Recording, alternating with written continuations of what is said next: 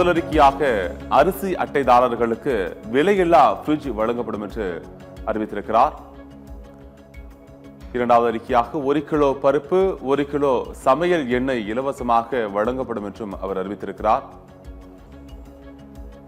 கரும்பு டன் ஒன்றுக்கு ரூபாய் 4500 விலை நிர்ணயம் செய்ய நடவடிக்கை எடுக்கப்படும் என்றும் அறிவித்திருக்கிறார்.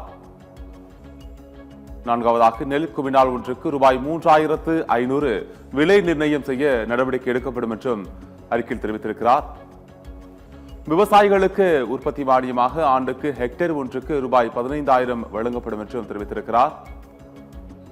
ஆறாவதாக கூட்டுறவு வங்கிகளில் விவசாயிகள் வாங்கிய கடன் தள்ளுபடி செய்யப்படும் என்று அறிவித்திருக்கிறார்.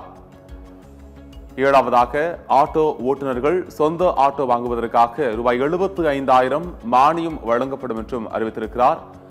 எட்டாவதாக அரசு பள்ளி மாணவர்கள் மருத்துவ படிப்பில் சேர இடஒதுக்கீடு 10 விழுக்காடாக உயர்த்தப்படும் என்று அறிவித்திருக்கிறார். ஒன்பதாவதாக வீடு இல்லாத குடும்பங்களுக்கு அம்மா இல்லம் திட்டத்தின் கீழ் இலவசமாக வீடு கட்டித்தரப்படும் என்று தெரிவித்திருக்கிறார். பத்தாவதாக வேளாண் பணியின் போது விவசாயி உயிரிழந்தால் குடும்பத்துக்கு ரூபாய் 10 லட்சம் வழங்கப்படும் என்றும் தெரிவித்திருக்கிறார். 11ஆவதாக வேலை வாய்ப்பை அதிகரிக்க சென்னை நெல்லையில் மருத்துவ பூங்கா அமைக்கப்படும் என்றும் தெரிவித்திருக்கிறார். 12ஆவதாக 2 லட்சம் பயனாளிகளுக்கு விலையில்லா கறவை மாடுகள் ஆடுகள் வழங்கப்படும் என்றும் தெரிவித்திருக்கிறார். 13ஆவதாக விவசாயிகளுக்கு 100 விழுக்காடு அரசு மானியத்தில் சூரிய ஒளி பம்ப் செட்டுகள் அமைத்து தரப்படும் என்று தெரிவித்திருக்கிறார். 14ஆவதாக அம்மா உப்பு திட்டம் மீண்டும் செயல்படுத்தப்படும் என்றும் தெரிவித்திருக்கிறார். 15ஆவதாக ஒவ்வொரு குடும்பத்திற்கும் 10,000 ரூபாய் உதவித்தொகை வழங்கப்படும் என்றும் தெரிவித்திருக்கிறார். 16ஆவதாக குடும்ப தலைவிகளுக்கு மாதந்தோறும் 2000 ரூபாய் வழங்கப்படும் என்றும் தெரிவித்திருக்கிறார்.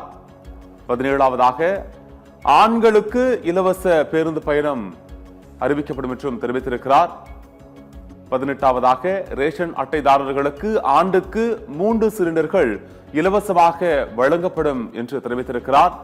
19ஆவதாக வேலைக்காக காத்திருக்கும் பட்டதாரிகளுக்கு மாதந்தோறும் ரூபாய் 2000 வழங்கப்படும் என்றும் தெரிவித்திருக்கிறார். 20ஆவதாக தமிழ்நாட்டில் படிப்படியாக மதுவிலக்கு அமல்படுத்தப்படும் என்றும் தெரிவித்திருக்கிறார். 21ஆவதாக மதம் மாறினாலும் பட்டியலின மக்களுக்கான சலுகைகள் தொடரும் என்றும் ஒரு